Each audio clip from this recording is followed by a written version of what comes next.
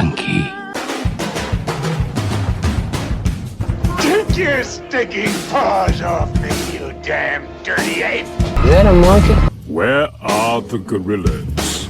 Nice monkey suit. With the help of this chimp, we may have a championship season. Monkey! It's like I'm talking to a monkey. No one wants to be turned into a monkey. Apes together. Hello, everybody. Welcome to Cinemonkey. My name is Mike DePalma. This is a monkey movie podcast. We talk all things monkeys and media, sapience and cinema. And today, I am joined by a host of a fellow podcast, the Scare Me Twice podcast, one of the co-hosts of that show. It's Logan Horberg. How's it going, man? Well, Yeah. I'm happy to be here. Not inquisitive. I am happy to be here. I just didn't know what I was going to be saying. So That's fine. I never do. I should prep more for these, but I don't. Wow. You've seen movie, you know monkey. That's I've seen prep. movies so many times. So this movie we're talking about this week is the recent release of Primate. It is a horror movie, so just discretion, viewer discretion, listener discretion advised. It gets gross. Yes. Shockingly so. Yeah, and we will be spoiling everything that happens. I'm so excited. A monkey movie in 2026, you know? Man, it's so nice that there is just like, some things are always winners, and hey, you put a killer monkey movie out there. Gonna be a winner. It's gonna be a winner. Well, I would hope so. So the movie is directed by Johannes Roberts. He directed 28 Meters Down. That's I think 47 Meters Down and one of the sequels. Yeah. 28 Meters is not enough. It was a shark movie. It stars Johnny Sequoia, Jessica Alexander, Troy Caster, and a bunch of other people. And the monkey is played, or Ben is played by a little guy named Miguel. That is what the director kept calling him when I saw it at the premiere. He was like, there's this little guy. He was Miguel Torres Umbra plays Ben the chimpanzee. Nice. So just again, full spoilers. Let's jump into this. Full spoilers, the movie's got a chimp. No. The surprise, Primate does have a primate. So Imagine if it was about a squid. that would be insane. That would be wild. So the movie opens with a long wall of text explaining what rabies is. And it's like, hey, rabies is bad. And if you get like really thirsty and it's it like drives you insane. Because you're afraid of water, right? It's like the hydrophobia. Is it real? I mean, maybe. I don't know if I'm no expert. I should have called one. But then we jump to it's nighttime. And we're outside this monkey enclosure, this chimpanzee enclosure, and we see Rob Delaney from the Deadpool movies. Was not expecting him to show up in this thing. Well, I'll get into it, but Ooh, all right. Anyway, so he goes through, and he's a doctor, and he's like, "Hey Ben, I heard you're feeling a little sick," and he like holds up like a little teddy bear, and Ben is just like in the corner, and he is not looking great. Let me tell you. He looks like he's got the flu or something. He's going through it. Yeah. You see some gook on his face and stuff. And Rob Delaney's like, "Hey, buddy, like, just want to give you a little shot, check you out. Heard you got bit by something, and we'll take care of you." Yeah. And Ben kind of like runs away into like a little house inside his like enclosure, like more privacy, and he kind of lures the doctor a little bit closer, and the doctor's like, "Hey buddy, here's your stuffy," and Ben grabs him and pulls him into the enclosure, and you're like, "Oh damn, that sucks." What's gonna happen in the shadows that we won't see? And you will see is you see Rob Delaney's face peeled off. Oh man. and then it cuts to the title card. Primate. Like, talk about instantly showing right away, like, hey, you thought this was going to be, like, PG-13, maybe barely an R. Nope, you're seeing faces get ripped off right in front of camera away. So that sets the tone of what this movie is going to be. A few little fun facts about that opening scene with Rob Delaney is many months ago went to a test screening of this movie. And that was played by a different guy. just like a dude, like just a not regular, a name, just like Joe Q somebody. And he was fine. And like Yeah. it's the exact same scene, exact same shots. I think maybe instead of his face peeling off, his jaw was ripped in half or something. Okay. But same vibe. And everyone in the audience was like, oh, that's what this type of movie is going to be. Right away. Yeah. It's like, great. Oh no. Yeah. This is going to be way gruesomer than I thought it was going to be. Yes. Yeah, which is great and also can deter some people, I think, from seeing this movie. But I'm glad it tells you up top, because if you came through and got to about the halfway point of this movie when people start like biting it and you're like, oh, it's that gross. Oh, Like, yeah. I can see several people leaving the theater if they weren't pre-prepped with that opening scene. And I say that because apparently that opening scene was in the middle of the movie initially. And someone had the idea to move it up again to kind of like ease the audience into like, it's going to be grosser than you think. gonna see some stuff. Because he is the first person to die in this movie. Yeah. And if you got to like 35 minutes into this and then you're like, oh, a face just was ripped off, you'd be like, It's a heavy escalation from 0 to 100. Yeah. yeah. If it's like, oh no, he got stabbed. Oh, okay, but like, yeah, from nothing, face rip. Oh, I'm trying to think of like if Saw didn't have any kills until like the 45-minute mark, and you were like, oh, this is a fun thriller about two guys trapped in a room or whatever. This could be a nice stage play. And then all of a sudden, legs are fucking flying. Where it's like, it's the rib cage getting ripped out. And you're like, what is happening here? Yeah, you're like, I don't know. Stop the ride. I want to get off. Yeah. I might leave. So yeah, I'm glad it sets the tone for what this movie is going to be.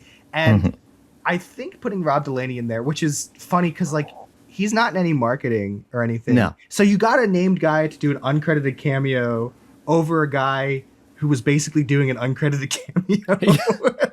I mean, that is true. I guess you just needed a little bit more star power because like everyone in this movie except for Academy Award winner Troy Caster Yeah.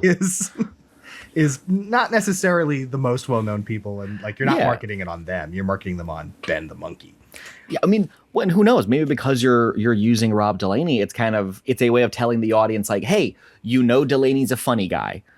So if you're seeing him in this, it's still going to be at least a little funny. That's fair. Yeah, because it is a funny movie too. It is. Oh yeah.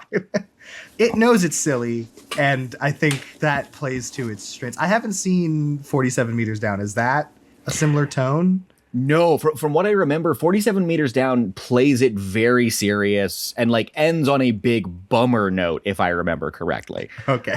Like ends not in like the bummer note of like, and they're setting up a sequel, and like bummer note is in, and everyone you thought lived actually died. Like it's like, oh, good, great. Yeah. So this one manages that fun tone way better. Yeah, absolutely. Yeah. I mean, and it's a way sillier concept. Yes. Although it is semi-based on semi-true-ish events, kind of, sort of, not really, but sort of, because people when I went to the premiere at Beyond Fest and afterward the Q&A with the director, and he was talking about how this initially started as a dog. He wanted to like make Cujo. Okay. Yeah. Yeah. And it kind of just evolved over time into a chimp because there's a lot of stuff in the news about I know. And it evolved from a dog to a chimp because there was a lot of stuff in the news involving a lot of people having chimpanzees as pets and that going horribly wrong. If you do want more context and real sad events, there's a great documentary on HBO called Chimp Crazy, which is made by the people who made Tiger King, and it's about a woman who works for a chimpanzee like facility that's obviously shouldn't exist and not legal. But they sent a bunch of chimps out to they used to be like movie acting chimps and things like that. And basically it kind of gets into the backstories of like why people keep chimps as pets, which we do see transitioning. We do see in this, Ben the monkey, the chimp, was a kind of a science experiment Through the title card, you kind of get flashes of like there was this woman who was doing an experiments on these chimps or this chimp in particular, and I guess trying to keep it as a part of the family. Unfortunately, she passed away. She dies. Yeah. And now the chimp is left in the care of her husband and her 2 daughters. But there's something that I do really appreciate with this, and it's something that kind of goes along with that, and it's that, and I think maybe it's because it started out as basically Cujo, but I like that it doesn't feel the need to go over the top and make it a message movie about, and here's why you don't have a chimp as a pet. Oh, like, no. I like that a lot. I like that it's just, no, it's just, your pet got rabies. It just happens to be a chimp. Like, I like that there's no like environmental activist who's like, I'm going to infect that chimp on purpose just to show it's a bad idea. Yeah. I like that it's just, it's just like nature said, Yes. maybe that's not the best pet for you. Yes. And I appreciate that. Like, if it's nature saying that, then it's just damn nature, you scary. And I'm okay with that. That's and fair. nature is scary. Yeah. And that's a good point that like, it isn't like there's some other evil entity. It's like, no, nature sometimes just says, screw you, actually. Yeah. Hey, you've not been doing inherently a bad thing, but this might not be a good idea. So let's remind you, this is probably not a good idea. This is probably not smart to start with. Yeah. Yeah. After like the title sequence and we see all the letters of Primate appear and all those like little newspaper clippings and whatnot, we're in an airport. We're introduced to Lucy, and she's on an airplane coming home from college. She lives in Hawaii. That's where her family lives. And she plops down next to her best friend, and her and her best friend are talking. And they're best friends because they have the BFF art. The nice matching necklaces. Yeah. Do you know anyone who's ever had those? Not since I was 12. Nobody into adulthood ever. I mean, what are they, like 20 something probably in this? I mean, that's still, hey. Does that feel more power old? to you? I don't know. Listen, it's 2026. Who knows? Honestly, for them being utilized so much, I'm shocked no one got stabbed with it as the movie went on. It felt like Chekhov's necklace, right? They're having a chat and they're like, hey, so excited to be home for, break or whatever. Finals were hard, weren't they? And then all of a sudden this third girl appears and plops down next to them, and it's her best friend's friend. And you could just see Lucy's like kind of annoyed. And Lucy's like, oh, I thought it was just going to be like us this summer. And she was like, no, she's going to be staying with us. It's going to be great.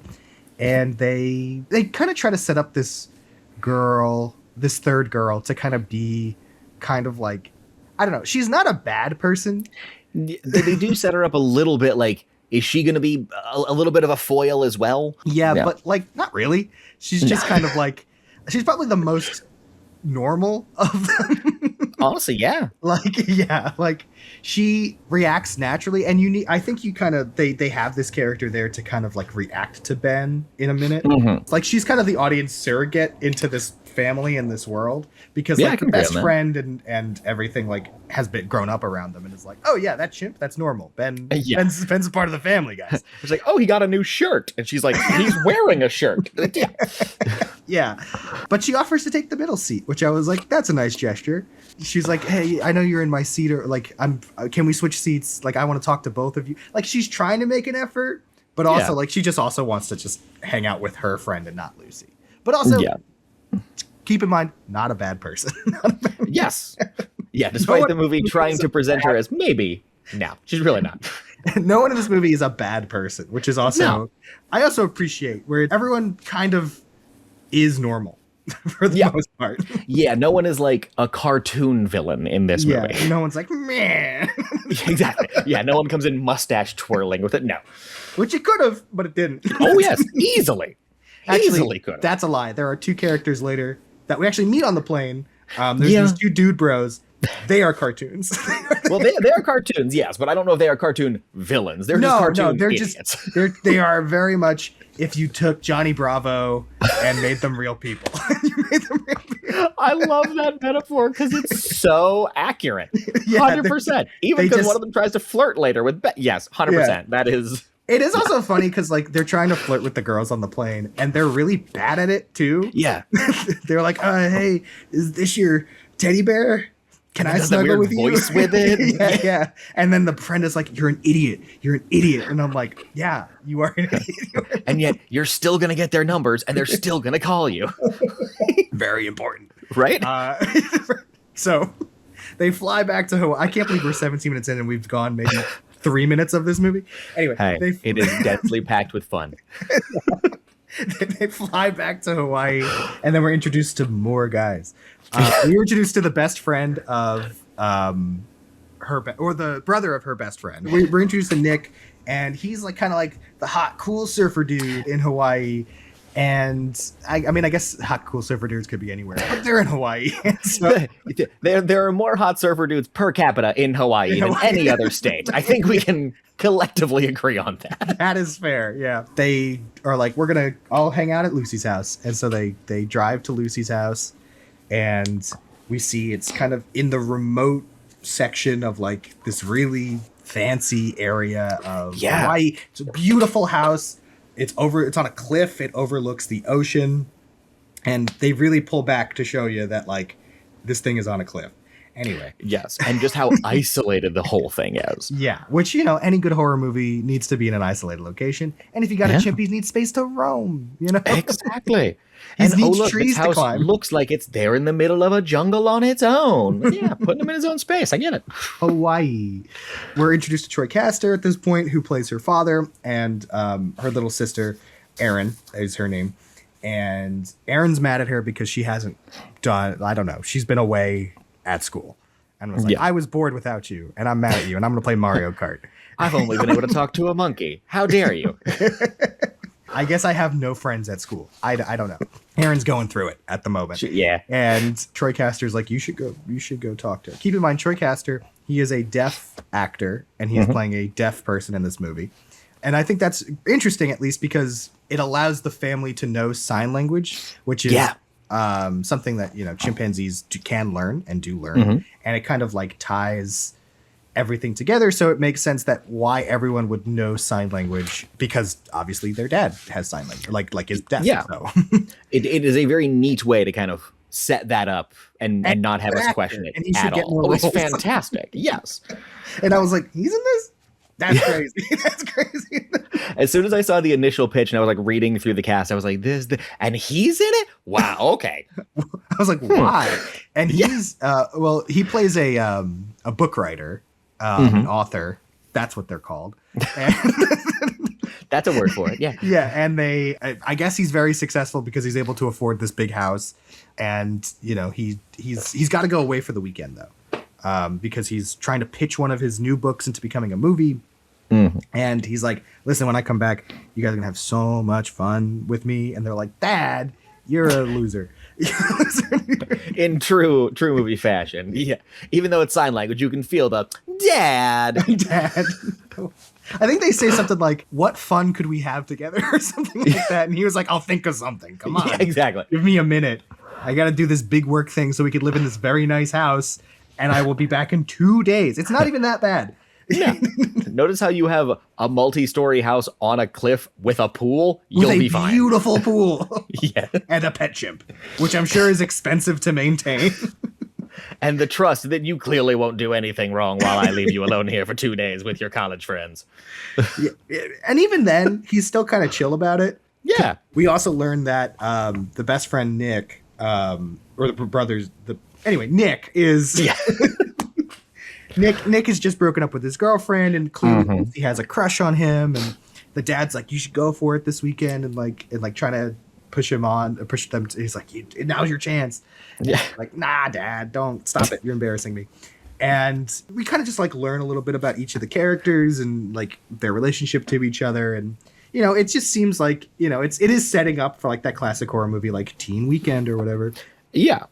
But we know they're dynamic. We know, who's going to be the trouble person? Yeah, who's exactly. Gonna get mischief? Yeah.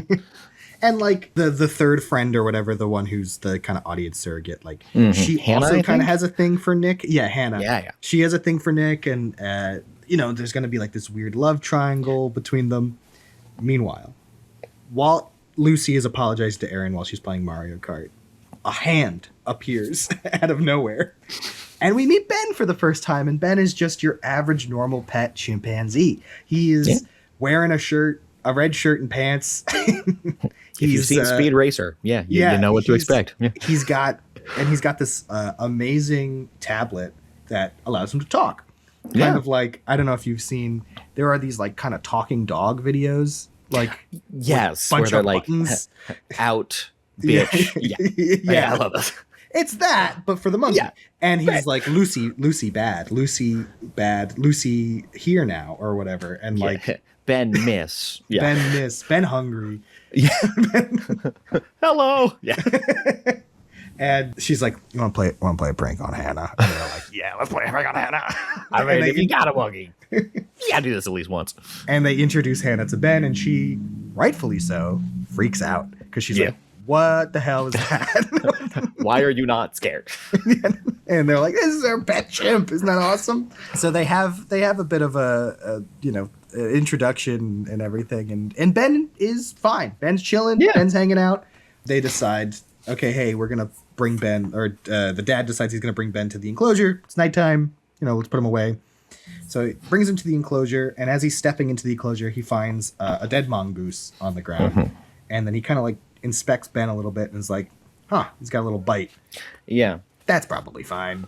He's like, "I'll lock him up. I'll get the mongoose tested, and we'll see what happens, and I'll call the doctor." That's fine. Night goes by, no problem. One night down. Sure. Hey, if we read the title card, we know 48 hours is how long it takes. So. Yeah. That is true. It was like, I think it was 48 hours for the rabies to kick in. So dad goes away. Kids are having a party. And they're drinking, they're smoking weed, all the things the kids do in Hawaii. Yeah. You got a bunch of hot surfer dudes and and babes hanging out. They're gonna be doing those classic horror movie things, and you're like, is anyone gonna commit the cardinal sins? No, they just are partying. They're just drinking and hanging out and having a good time. Lucy starts to get jealous. She sees that Hannah and Nick kind of have a little thing together, and they kissed the night before, and she could kind of tell that like something's up between them, and she's kind of having a bad time. So she's like, "Hey Hannah, why don't you call those hot dudes from the plane?" And she was like, "No, Lucy, why don't you call those hot dudes?" And she's like, "I will. I will. Reverse card." That is exactly what happens. And she's like, "Oh crap." They call the hot dudes and leave their address and number, and they're like, "We're here all night, baby." Yeah, that is a very PG-13 way of saying what they say on that phone call. Yes, they do. Yeah.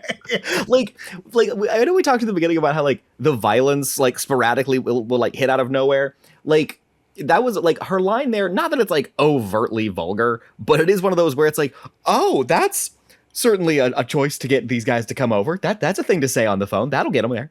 Yeah, but they're stupid teens. Like, of course. I do love that throughout the movie that like the movie never forgets that these are stupid college kids. Yeah. So like whenever they do something dumb and you're like, "Oh, you should have known." Oh wait, no, you're a college kid. No, you're right. No, you wouldn't college know that kid and dumb, and also like, what would you do in this situation? Yes. Like, it's mostly panic thinking.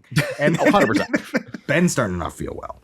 They have a day of debauchery and fun in the pool or wherever, and they call the college kids, and they don't pick up. It's fine. It's fine. I do love there's this, like, right after, like, the phone call rings again, and they're like, and Lucy picks up and is like, "Horror Mansion." And they're like, it's the mom of the best friend. And she's like, "What'd you say, Lucy?" And Lucy's like, oh no, uh-oh. Like, I've been in that situation plenty of times. On this podcast. You've never heard it. That's what the Patreon's for. Yeah. One day. There you go. Yeah, where I answer every question with Horror Mansion.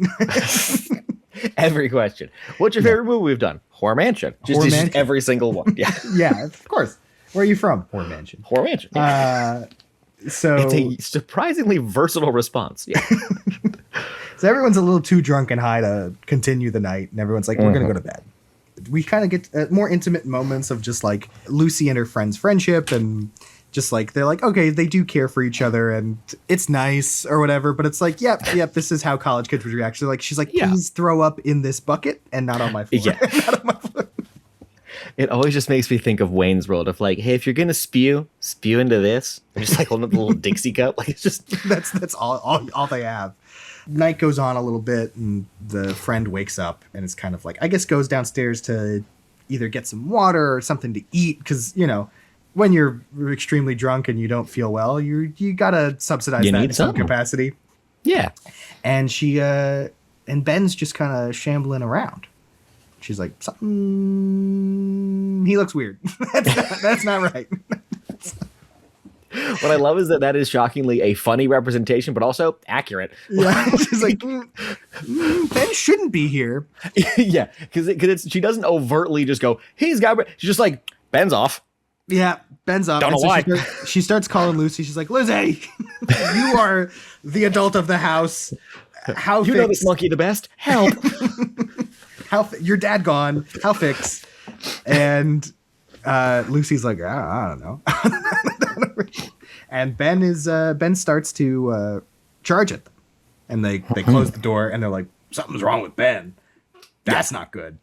No. I forget what happens from here. They somehow make their way outside. Everyone wakes up. Yeah. Well, I think it's like they try to call somebody, and I think it's about just like Ben ends up down at the pool because he's like, isn't he attacking like Hannah and Nick when they get down there? Yeah. Oh yeah, they're down there. And he's kind of, I think this is where he's like staring into the pool. Yeah. And he's like, you just kind of see like crazy eyes, rabies eyes, I guess. And he's just like, and like, he's got this like drool dripping out of his mouth and stuff. Yes. And this is like, from the words at the start. Water bad. Yes. Rabies, water bad.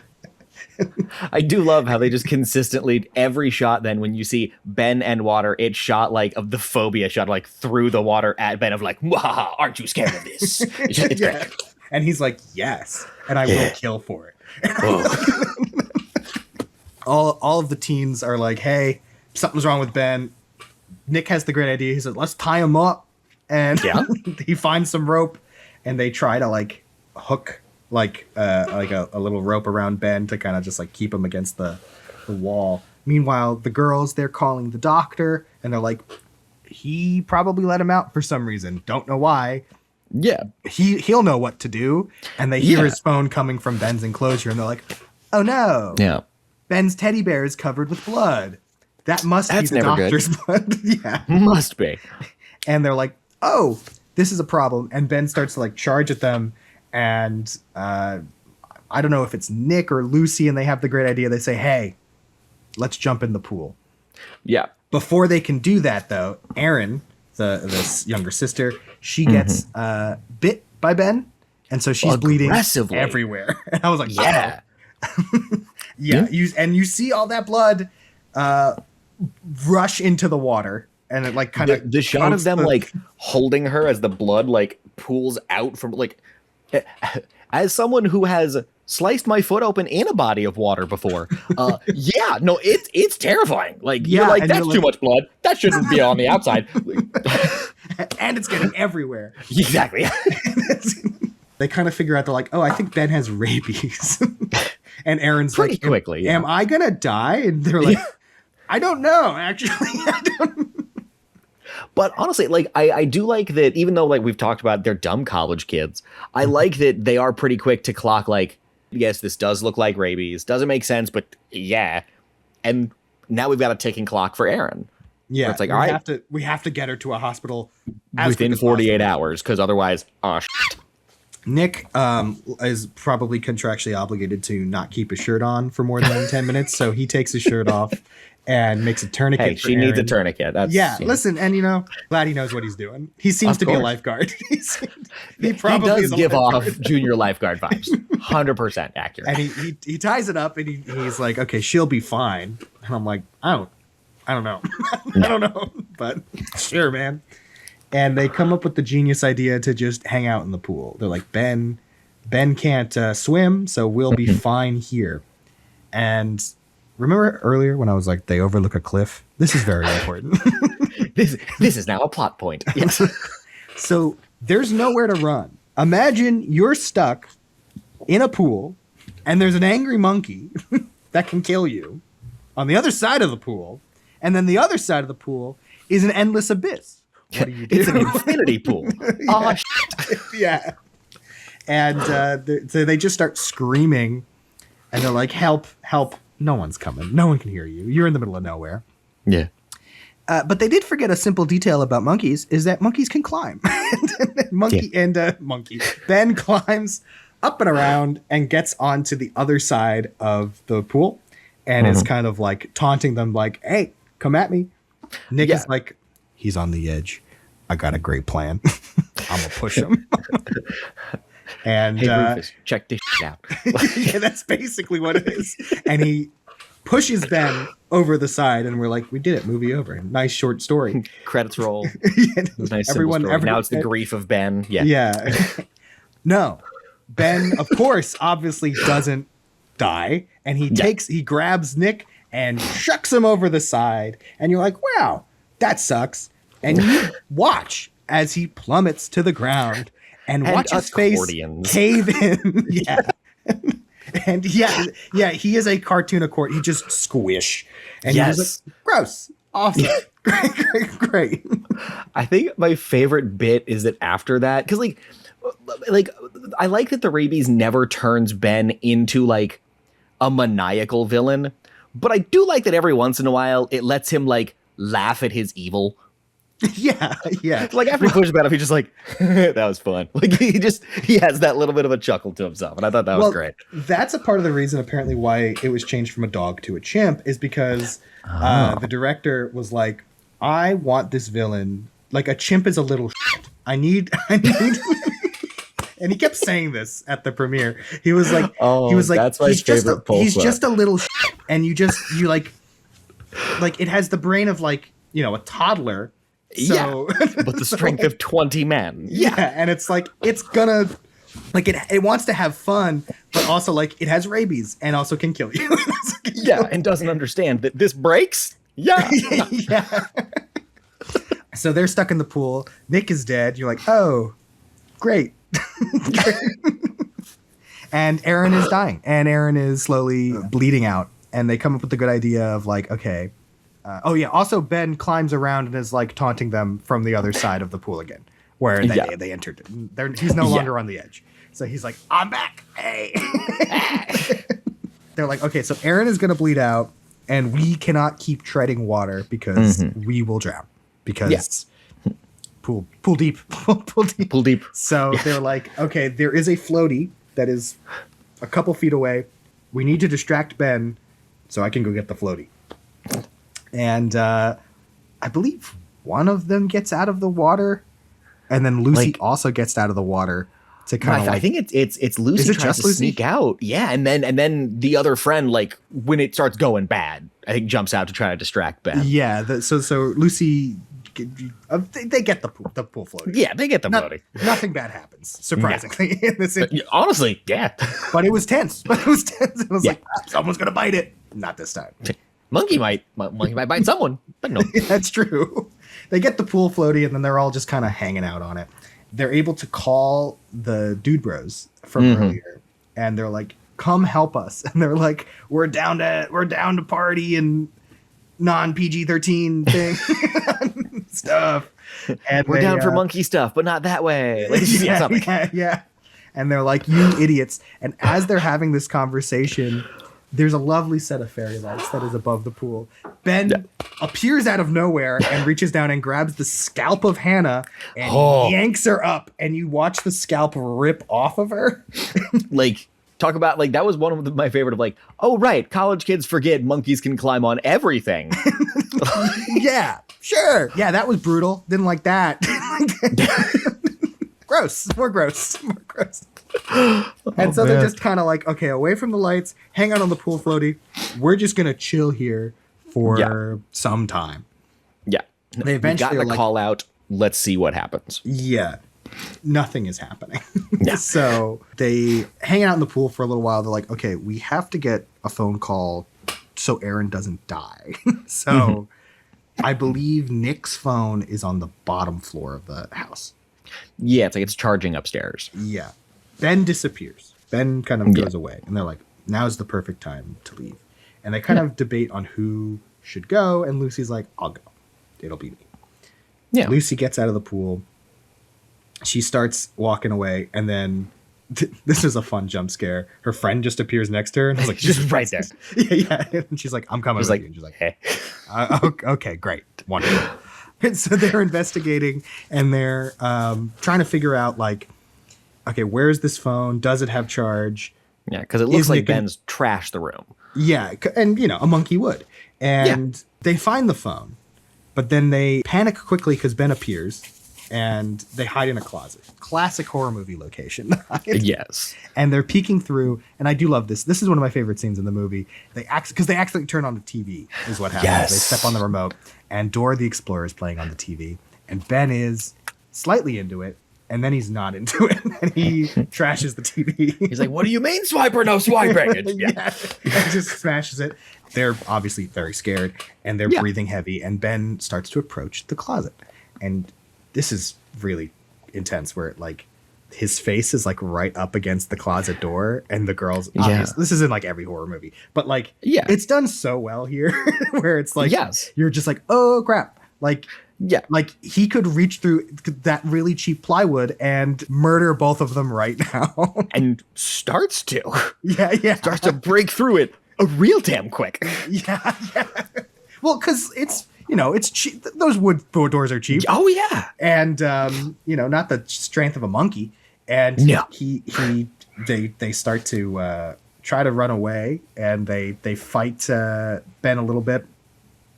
But Ben gets distracted. He does start to reach in. I don't think he knows they're there, but he does try to like attack them. He leaves the closet alone, and they're like, okay, we have to get back to the pool or whatever. And the friend makes it out, but Lucy's still in the house. And Lucy's walking slowly, and then another amazing shot in the movie. You see Ben over like the banister, and he's holding the iPad with all the talking things, and it's Lucy bad, Lucy bad. And it's like, oh no. And he jumps on her and gets her and starts like beating her up. And then the friend comes in and distracts him, and they get away. But there's glass everywhere, and that sucks. Yes. And they close the door to the like living room, the glass sliding door, and it's like, oh no, whatever shall we do? And Ben's like, damn, this sucks. And then he tries to open it. She's holding it too tight, and he's like, okay, I have a plan.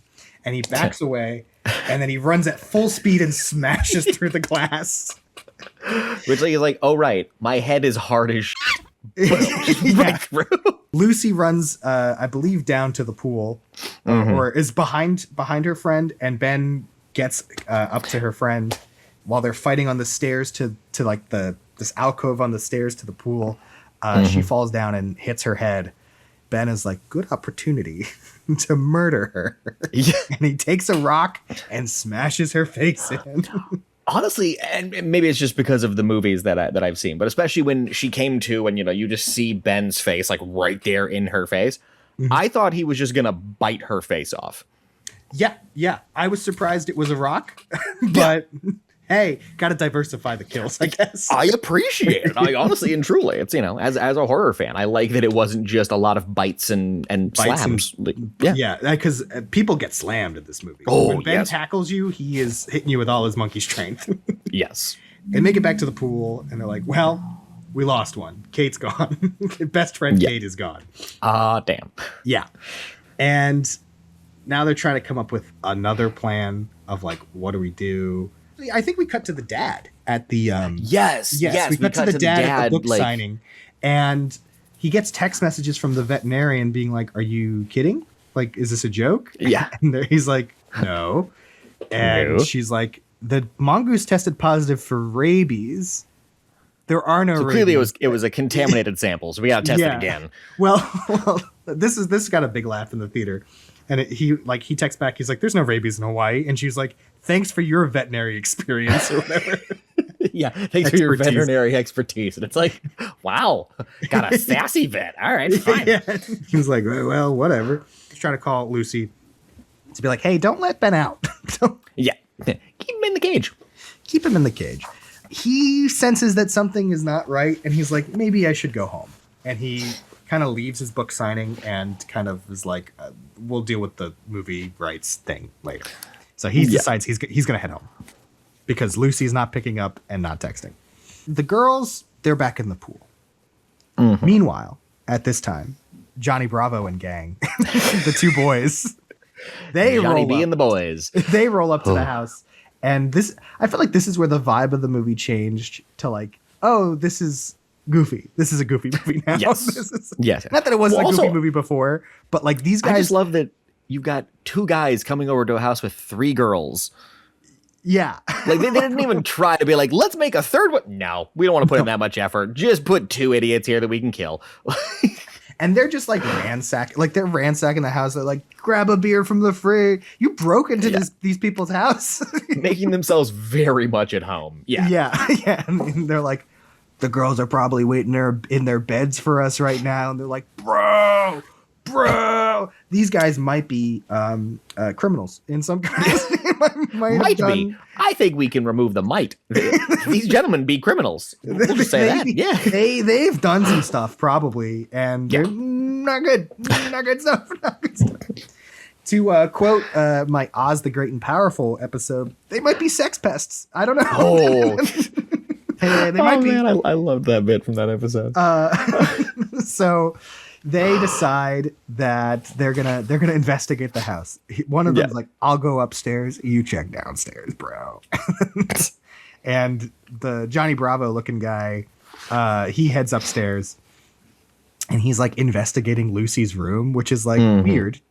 Don't do that. Very. And he's sipping his beer or whatever, and he's looking at her stuff, and he like gets in her bed, and I'm like, what, dude? See, this is a cartoon man. This is not a real person. This is very much a cartoon individual. Yeah.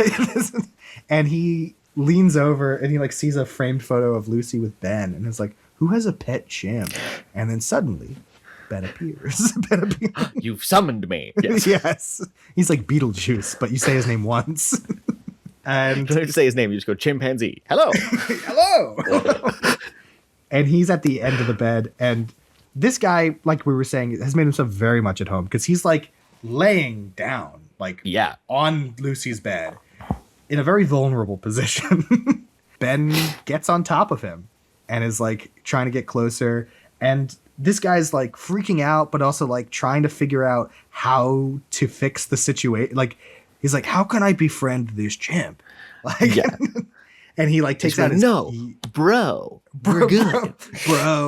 Bro. Yeah, exactly. Bro. Fist bump? Yeah. I forgot this is an audio medium. We were just like pounding our chest basically and being like, bro. Yes, very pointing much. at each other. And he doesn't work, obviously. Yeah. Ben is like, ooh, fun man to play with. And he takes out his keys and he's like, hey, look at this. And he like clicks Jingle keys? keys, and he like press the button and makes a beep or whatever. And Ben's like, and then like throws them away. And he's like, uh-oh. And the guy's like, I'm ape too. And he starts pounding his chest, and Ben's like, yes, you ape. And he just smashes into this guy, clearly, hurting him. Like that would, Donkey Kong ground pound on this guy. Oh yeah. The guy's like, stop it. And he keeps going off and bad-mouthing Ben. And Ben shoves his fingers into his mouth and rips his jaw off. Yep. Another part where I went, gross. But then has the very monkey response of him like holding it up to his face and pretending to be the guy, like with the jaw. Yeah, he like, was like, biting it a little bit. Basically being like, you talk too much. Exactly. And then I do love he tries to stick it back on. He's like, which is very monkey. It's like, this goes here. So he's like, that back. that's where I took it from. Yeah. And poor Johnny Bravo is dead in Lucy's bed. Poor fella.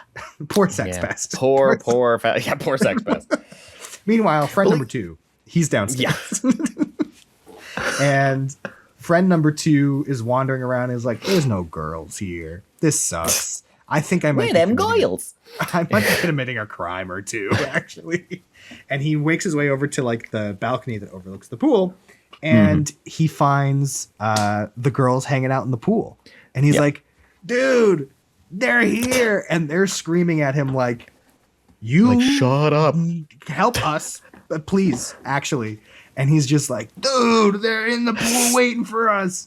Ben is like, ooh, another toy. Another New friend. And you don't really see this guy's death, but he does.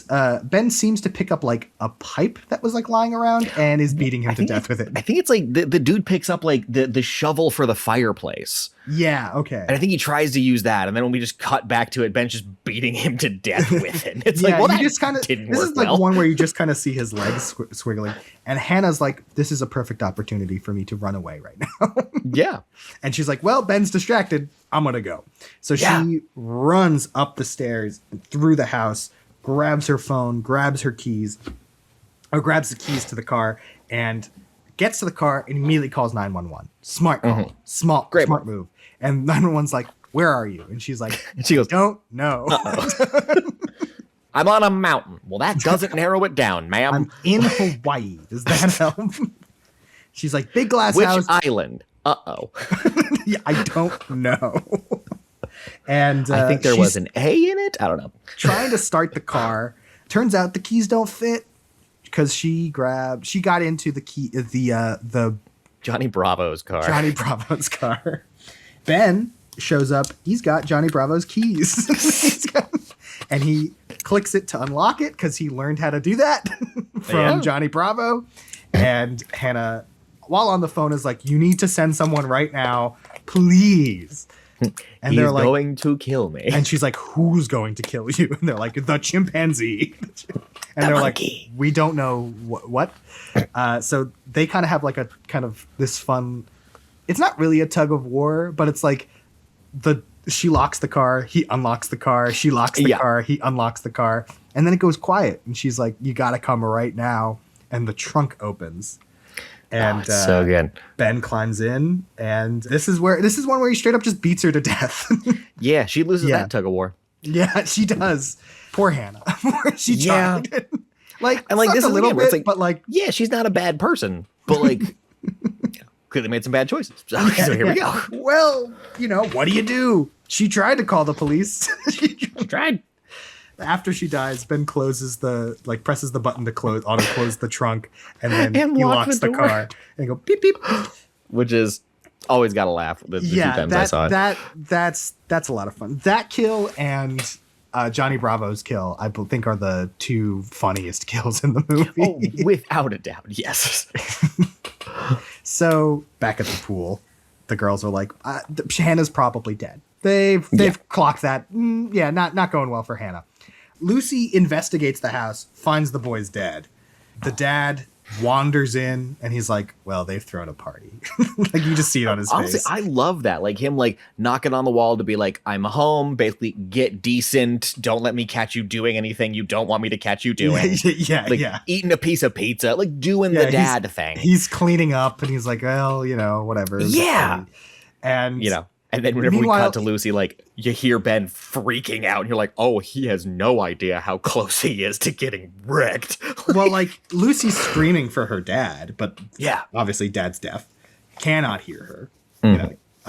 And Ben chases, like, in the background while like the dad is eating a piece of pizza or whatever. Ben is chasing Lucy into another room, and the dad's just like, "Well, guess that's my night.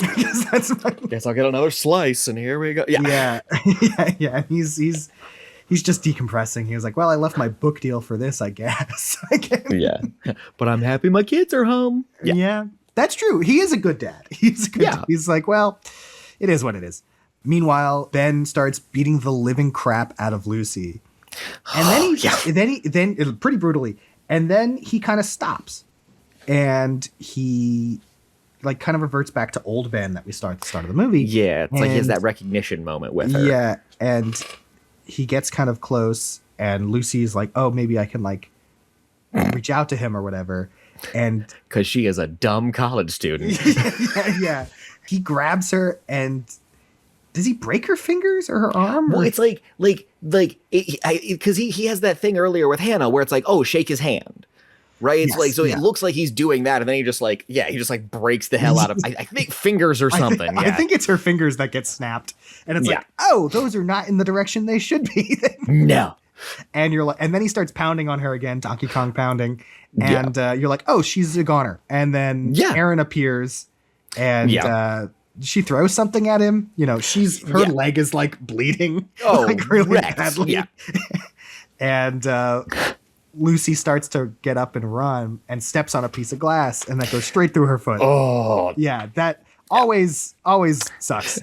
As someone who that is why I have a giant scar on my foot that required 18 stitches. Yeah, no, it's not fun. No.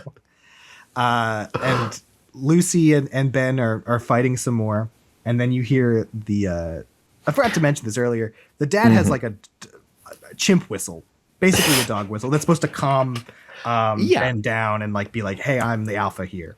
So he kind of pull him back to his side. And then Ben like turns around slowly and is like, you motherfucker, you motherfucker. And also, may I say, like, I love that throughout the course of the movie, between the rabies and like the various blood that's getting splattered on Ben and all of that, like, he looks more like a horror movie villain as the movie goes. Oh, yes. I love that detail. He gets grosser as he goes on, which is good. Which is, it is. Yeah. He looks, by this point in the movie, which is like the last like 5 minutes of the movie, like he is straight up monster. Like there's he looks like a zombie. Like it's what, like, still looks living, but like is like his blood face is like really and, like pale and white and stuff, and and like you said, like he is covered and drenched in blood because he's killed, dripping drool and all. So much it's gross. Yeah. And him and the dad get into it, and they get into a little scrap. They fight a bit, and it's not a very long fight though. Like Ben's doing his classic moves, the hitting and the biting. Yeah. And the oldies but the goldies. The dad picks up a wine bottle, smashes it, and then stabs it through Ben. Yes, and Ben flops right in his over. Chest. And it's like, we did it. We saved the day. The day is saved. Dad gets up, gathers his girls together, and is like, that sucked. Basically. I don't know the sign language thing for that sucked, but basically, yeah. Basically goes, that sucked. But in classic horror movie fashion, Ben is not dead. And he gets up, not yet. and Lucy is like, it's me and you, baby. and tackles Ben off of the side of the balcony, and Ben slowly falls Hans Gruber style into a wooden Adirondack chair and is fully impaled. And the 3 times I saw this movie, all 3 times there was wild applause. I mean, it's hard not to, because again, like you feel bad for Ben, but at the end it's like, yes, this animal needed to not be killing people anymore. So he is, quote, a little shit. Yeah, exactly. Then we get kind of a little epilogue and a little wrap up, and it's like, okay, like the paramedics get there and they're investigating, and they're like, and the police are like, who has a pet chimp? That's freaking weird. And the dad and Lucy and Aaron are like, everything's going to be okay. And then you just hear Lucy bad. And the police officer had just pressed. It's just with the board. Yeah. And it's like, oh, sorry. And then it cuts to black. And that's Primate. Which, great way to end, honestly. Like we've resolved everything with the chimp. We have one last little man, no. And then we're just going to the next thing. So, like, just kind of going off of earlier, like when I saw this as a test screening, there's a few things, like all of the kills were the same, except for Nick's death wasn't in it. It was like, Nick's death here. We didn't film so they just hadn't filmed it yet. Yeah, and that's like all CGI. So like, that's probably one of probably the major CGI shot in the movie, because Ben is a practical guy in a suit. He's very Planet of the Apes kind of, like, which I was surprised by, because a lot of these chimp movies that have come out in the last few years have been all CGI heavy. Oh yeah, Planet we're of the in the Apes, era Better of Rise Man. of the Planet of the Apes, where it's like that could have been literally Andy Serkis, and we'd be like, sure. Yeah. During the premiere, when the director was talking, he mentioned while they were doing test shots for the movie, they were trying to find the right vibe. And and I've talked about him before on the podcast, but if you have a chimp in a movie nowadays, there's one man you go to. There's 2 men you go to. You go to Andy Serkis, but if he's not available, You go to the main 90%. expert. His name is Terry Notary. And Terry yes. Notary is he. If you've never listened to this podcast before, I've talked about him so many times. He plays Kong in the modern King Kong movies. He plays a bunch of characters in the Planet of the Apes movies, and he's been the monkey man. He trains everybody to be monkeys. Oh yeah, in all of these. I remember films. first hearing about him way back when because he trained Alan Cumming on like how to move as a circus performer as Nightcrawler. He did the Mark Wahlberg Planet of the Apes movies, like to be like, this is how monkeys walk. So he's been around, and he is the go-to movement expert. And they were like, Terry's too big to play this monkey. Yeah. Next best thing, his daughter. So they did test shoots with his daughter, and they were that's like, awesome. she was very good, but she didn't have the kind of little energy that they were looking for. So they were like, okay, we can do this, but we need to find someone who's a little who's a little and so they found this Mexican circus performer named Miguel. Okay. And they were like, Miguel didn't really know any English. He didn't really know anything. But as soon as he put the prosthetics on, they were like, this is the guy. This is the because like they apparently held auditions and were like, act like a chimp or whatever. And everyone does the same thing of like the beating of the chest or whatever. Of course, And this guy apparently was a lot more subdued and had a lot more smaller mannerisms. And he's tiny, so you can stick him in other locations. Of course, and like, he's able to climb. He's able to like, because he has a circus background, he's able to like kind of do all these other things. And there is a little bit of CGI in his face, specifically the like goop and stuff. And probably like to help with the mouth moving. And, But a lot of it is animatronic puppet, the mouth. Yeah. So like it is a very practical movie, and I'm, shocked that they would go this hard on a R-rated kind of niche like horror movie. Oh yeah, but it rips. It's really cool. Like, what was the budget of this thing? This apparently cost between 21 and 24 million. So it's not a lot of money in relativity. No, but I think it's going to handily make that. I mean, if it hasn't already, it's going to handily make that. As of recording, it's about 16.7 million. But keep in mind, it is January when we're recording this. But apparently it was the second highest grossing movie of 2026 so far. Not a lot of options at the moment. But I mean, and, it is competing against Bone Temple this weekend. So it probably won't come out on top there. But no, but I think this one, it is a very, like, if it does, like, it'll make 20 million by the end of it. Like, it'll make its budget back at least. But this is going to have a long life on cult circuits. Like, this is a very fun, without a doubt, cult movie.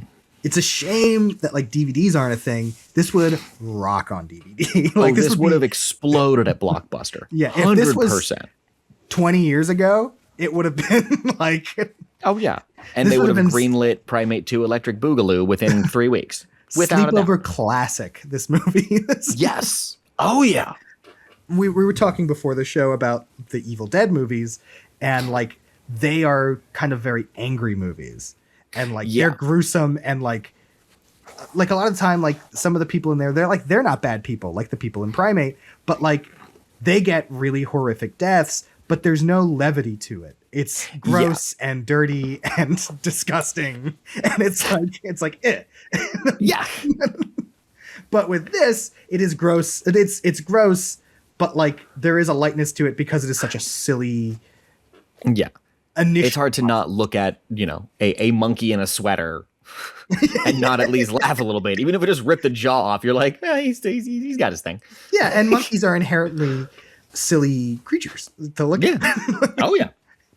And like if you've ever seen them in the wild, like they're throwing poop at each other. So like, that's poop's funny.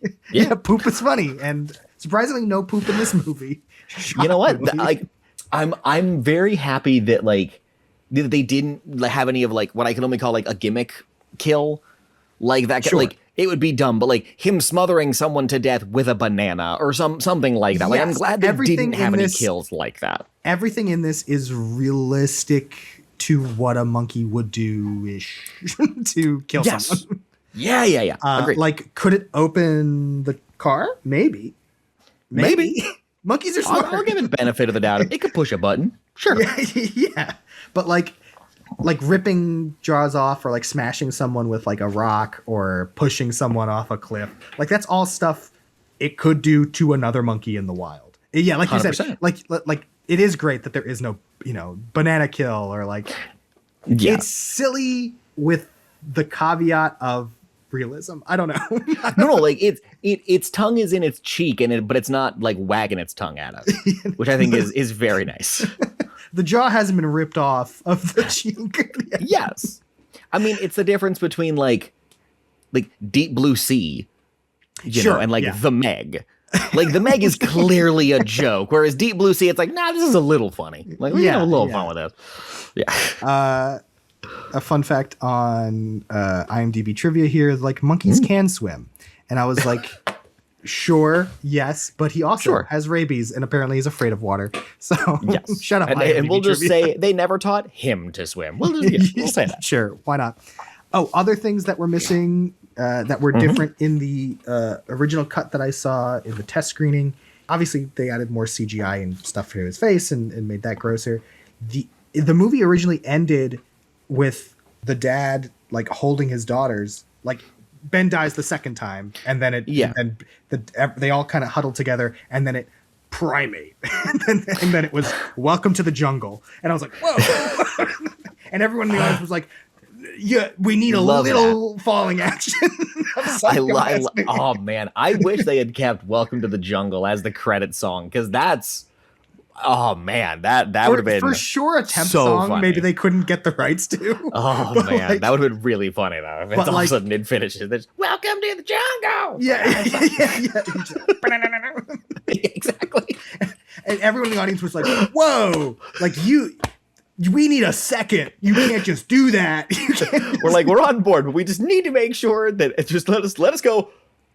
Like just let's exhale, and then we're good.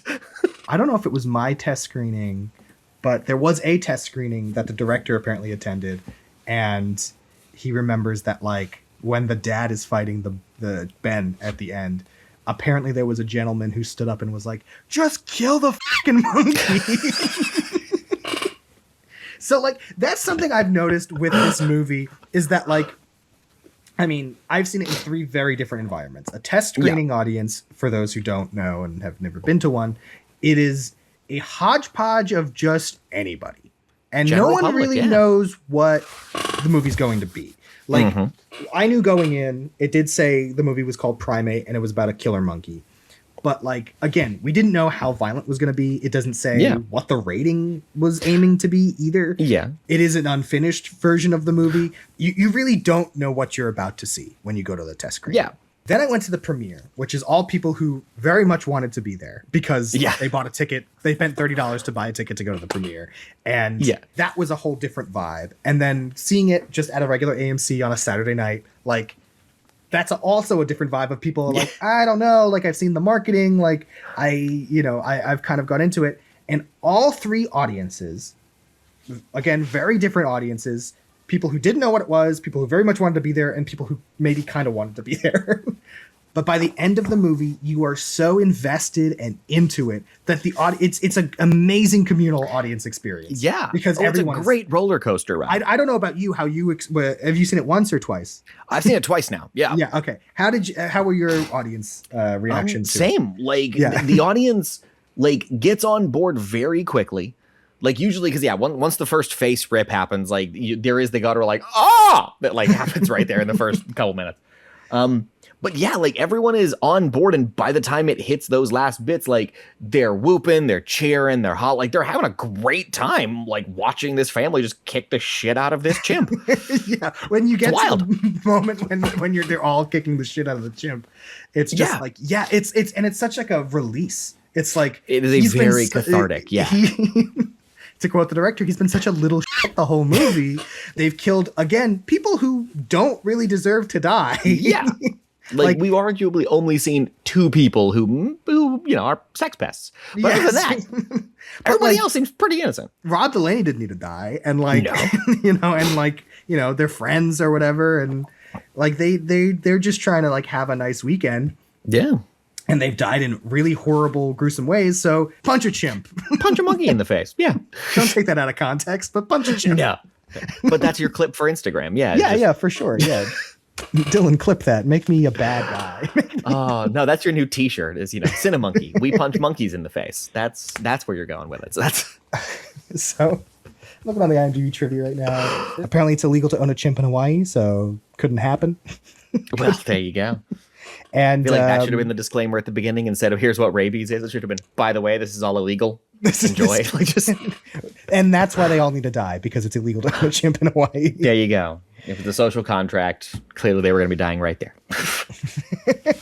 Another thing too is like this movie was written probably about 15 years ago when it was in that dog form. Yeah. And then slowly morphed into Primate. And apparently a week before shooting, they apparently rewrote the whole script again from scratch. Someone told me that initially her best friend was supposed to live in one of the cuts. Okay. Or one of the, not the cuts, but one of the scripts that the best friend lived. And let's see, I think I have a quote here from the director. It says, him, Walter Hamada, and John Hodges, who are producers on the film, they wound up rewriting everything at the last minute. It says, I started this 15 years ago. The script was done, and we were in the studio and everything. And maybe literally a week before filming, it's like, this fucker shouldn't live. The decision Roberts suggested was based on the idea that the character in question tries something risky and fights back against Ben, and the audience needed to know that's why that wasn't going to be possible, why the surviving characters didn't have an easy way out. So a week before filming, we just rewrote the entire script, killed that character, and I love it. So I believe that would be Lucy's best friend who died. Yeah. Or I could see Nick as well. Because Well, another quote here, it says, a different character death in the movie hit him even harder, saying, even now I watch it and I'm comfortable for all the wrong reasons. And that's kind of thing is really great. This particular death is horrible, and it felt horrible when we were shooting it, and it felt like we were doing a snuff movie. Roberts underlined that he found the entire shooting process extremely fun. What I love about this movie is that we're a group of filmmakers that came together and just wanted to make a movie that plays like this. We were mentioning it earlier, like the BFF kind of necklace and everything.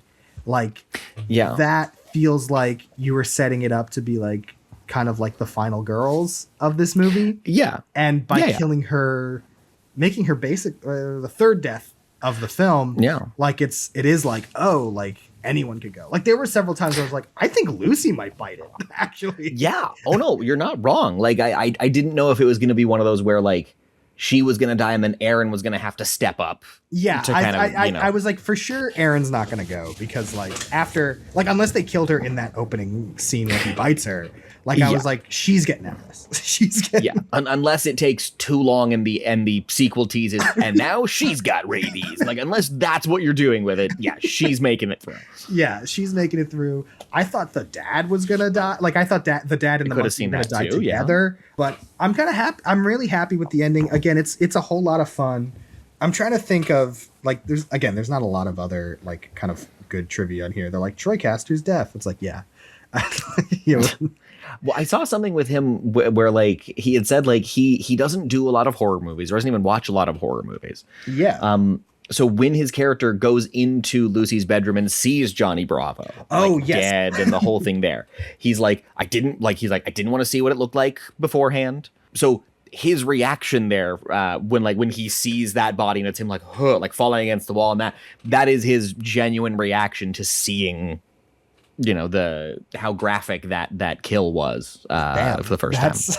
So like, yeah. I mean, and he's a good actor. Like, oh yeah. Also, like, gross. Like, Johnny Bravo's like bottom jaw ripped off is disgusting. It's disgusting. It was such a fun movie. Like I realize that's a weird thing to say after someone's jaw gets ripped off. But it was as entertaining as I wanted it to be. Yeah, it's stupid enough, but it's also like serious enough that it's like. Yeah, and I'm really glad that they gave it a chance to be in theaters. Because I could really easily see the studio getting spooked and being like, I don't know what to do with this movie. Like last year, like this was made by Paramount, and last year they had Better Man, which is also an amazing movie, but that flopped so hard. Also came out about the same time as this movie. This is true. Different Yes. subject matter, but both chimps. Yeah. But I can also see sometimes studios, they'll take the wrong message wrong from lesson. a movie. Yeah. Although Better Man cost $150 million or something like that, and this cost 20. So, and horror Might movies also be why it's a dude in a suit. exactly, which I think is a part of it. And I think there's a charm to that too. Oh yeah. There was some other fun stuff from that test screening. I was also pulled, just full disclosure, I was pulled for this focus group. So I helped Nice. change and shape this movie in some capacity. Ooh. And there was So you're the one who cut Welcome to the Jungle, you son of a bitch. Well, I did say, I was like, there needs to be a little bit something at the end. Well, here. yeah. So, No. the only other thing, like the whole middle chunk of the movie was pretty much the same. Yeah. Again, maybe some minor cuts here and there just to kind of trim it up, make it faster. But like it was mostly that what we saw was what we got. It was the beginning and the end that changed. The beginning airport scene and on the airplane, that definitely got reshot because the first go around it was like really confusing who was who in the relationship and like who's friends with who and who's not friends with who and who are these guys in relationship to that and why is Aaron mad at like Lucy? Like it was kind of a jumble of like characters. And then obviously Rob Delaney got added in. Poor other actor, you know. You did a good job. Sorry.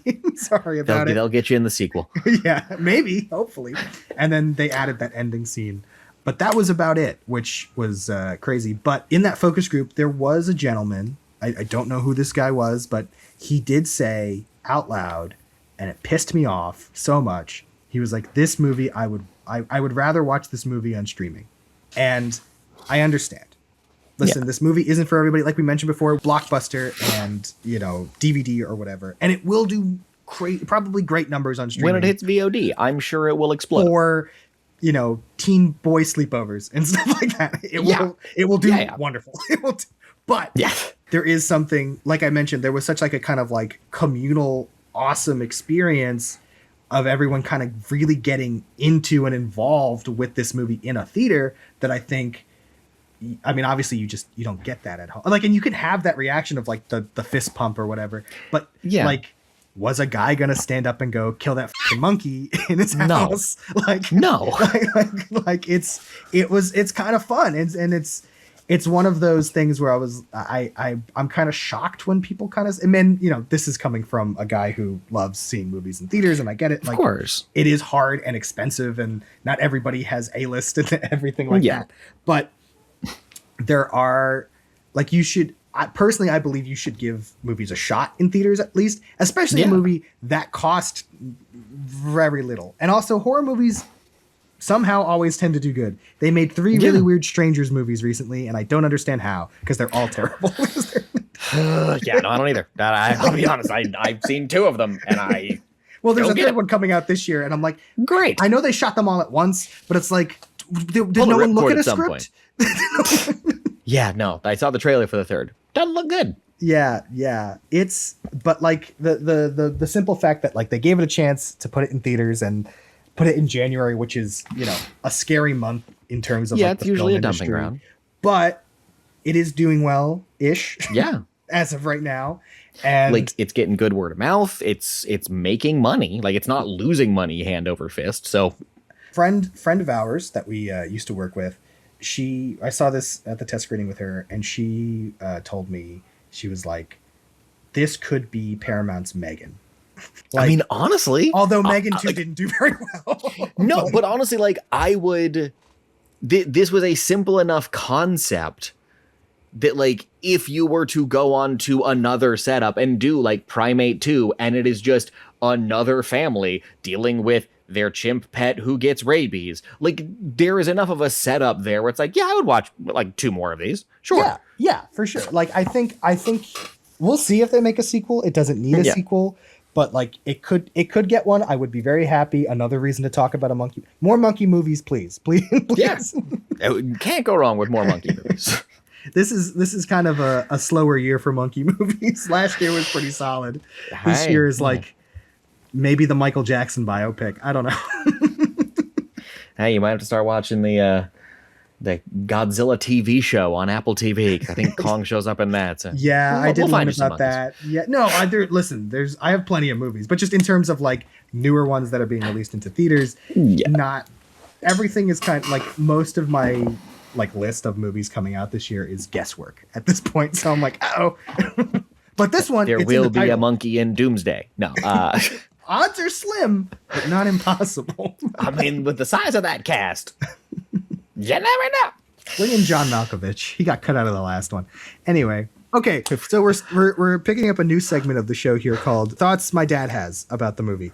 I'm going to call him right now, and we'll see if he picks up.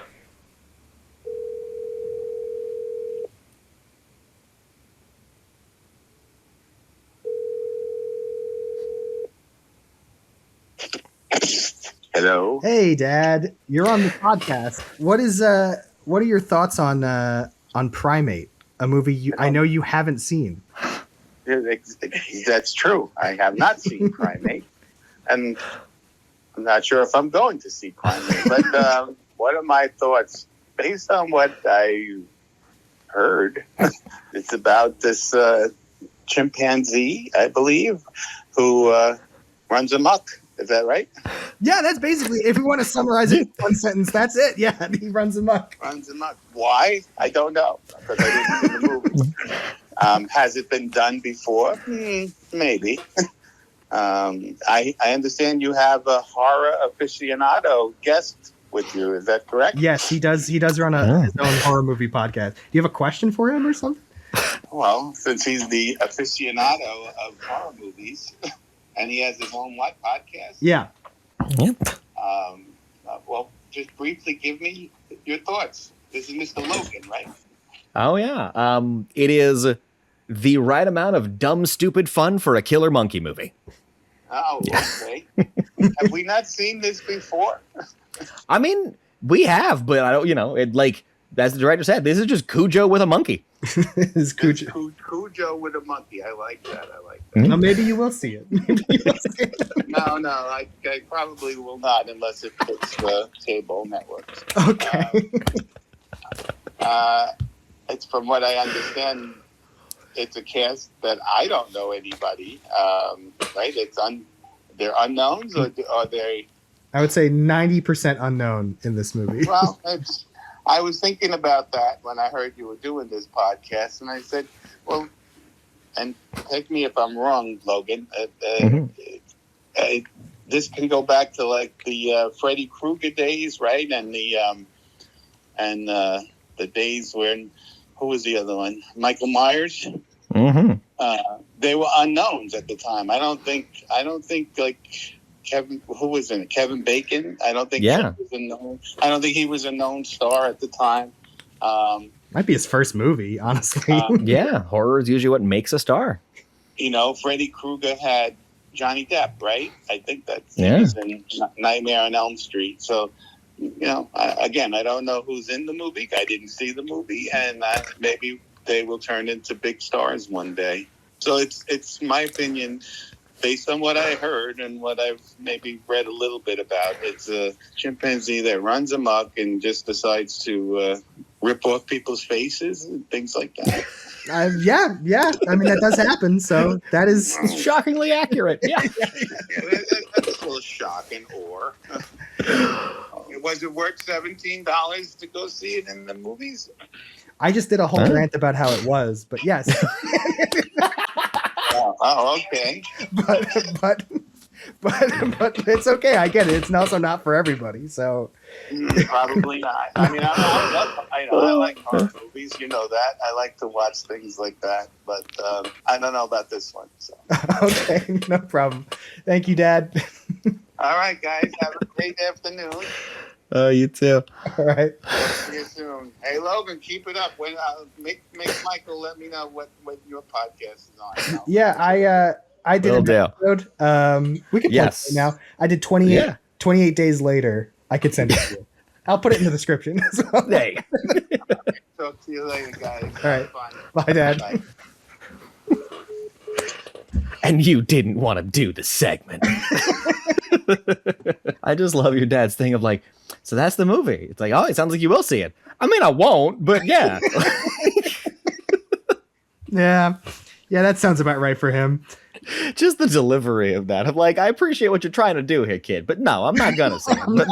I'm not going to see this movie. So that was my dad. And my dad, I guess won't be going to the theaters to see this, but maybe we'll check it out on streaming. Yeah. We'll see. I guess I'll ask the question now: is this a monkey see, monkey do, or a monkey see, monkey don't?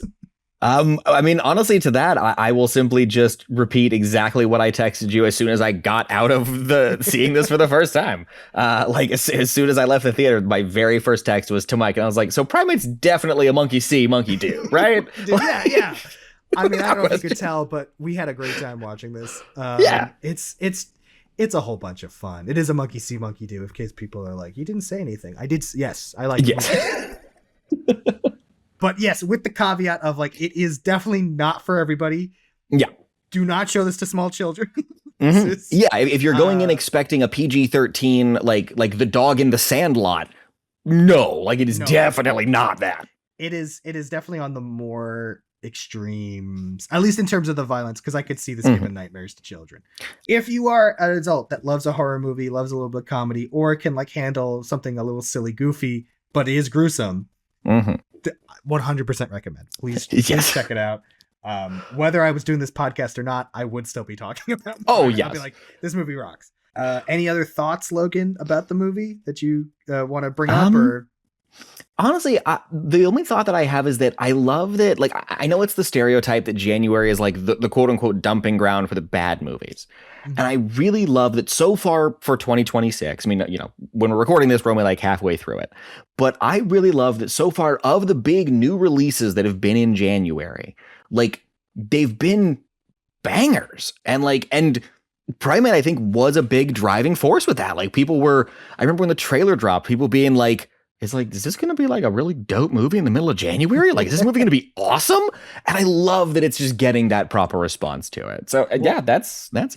That and like you mentioned before, 28 Weeks Later, The Bone Temple. I just saw that. That is awesome. That is a great movie. I mean, can we complete the trifecta with Mercy starring Chris Pratt? Oh, probably not. Because again, it's an audio medium. Logan's face lit up and then immediately dropped. It took me a split second. I was like, Mercy? I don't know. They said Chris Pratt. And I'm like, oh, that one. Right. Like, just he fights AI or something. So, I like Rebecca Ferguson. I was like, why are we doing this? I don't know. Why is his name Chris Raven? That's a whole other question. I want to thank everybody for listening to the show. I'm going to thank you like 8 times throughout the thing. Thank Logan for being here and joining us. You can check him out on Scare Me Twice. Like I mentioned to my dad, I will link the episode I did in the description as well as whatever their newest release is. Logan, where can they find you? I'm findable. You can find me on Instagram, Blue Sky, and Twitter. I think still at like Film Guy 1989.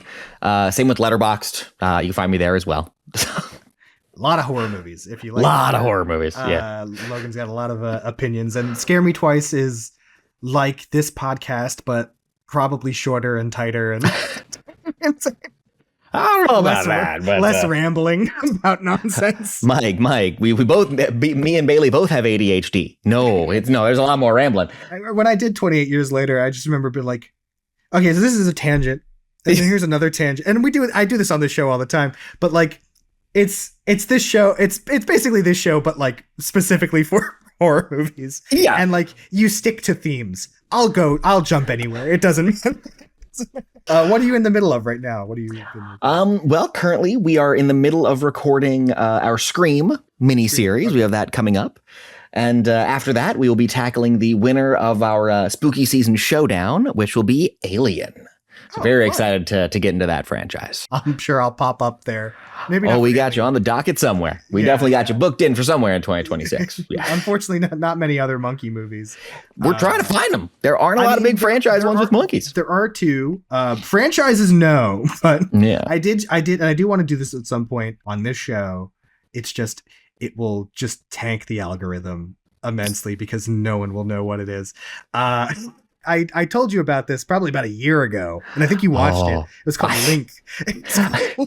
Not only did I watch that, it was my previously watched on an episode of the show. Yeah, I talked about it. Like, that movie was ridiculous. Yeah, and then there's another monkey slasher film that does take a little inspiration, or this movie takes a little inspiration from, called Monkey Shines, which isn't that a Stephen King thing?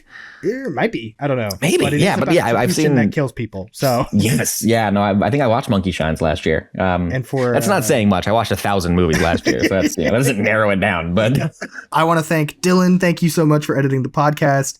Yeah, and we got some YouTube shorts coming out soon, all edited by Dylan. I want to thank Elias for the logo.